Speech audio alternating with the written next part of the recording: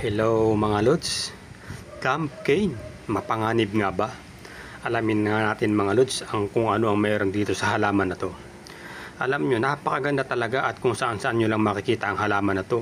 Sa mga tabing daan at kahit sa mga bakuran ay napakaganda talaga ng halaman na to mga lods. Mabilis tumubo dahil sa nga lamang ang kailangan o kunting puno ay tutubo na itong halaman na to mga lods.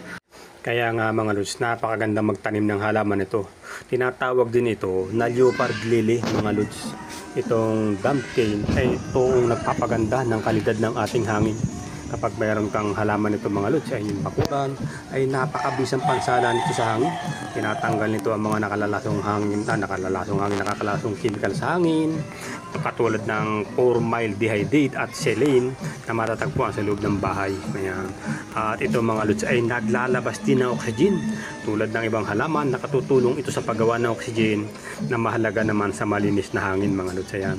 At napakaganda talaga nitong pang display mga lods, mapaloob o labas ng ating bahay ay nagbibigay talaga ito ng magandang tanawin mga lods.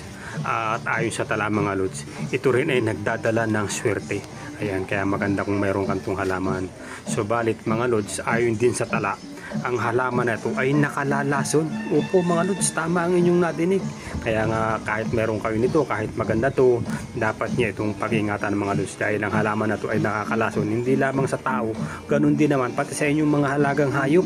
Alamin nga natin kung ano bang mayroong lason ng halaman na to mga lods. Kaya nga mga lods, sa kabila nga ng maganda, maberde at kulay dilaw na kulay ng halaman na to, ng mga dahon nito mga lods, ay ito ay nagdadala ng lason.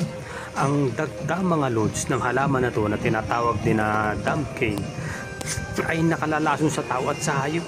Kapag ikaw mga lods ay nakasubo o nakahigop ng dagda nito, ay maging dahilan yun ng pagkasunog ng iyong lalamunan upang hindi ka na makapagsalita at nangangahulugan nyo na ilang araw ka rin magtitiis dahil sa laso na dulot ng halaman nito.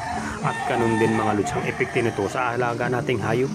Kaya nga kahit ito ay maganda, nakakatuwang pagmasdan, ay dapat din nating pag-ingatan ang halaman na ito mga lods. Ayan, yun lamang.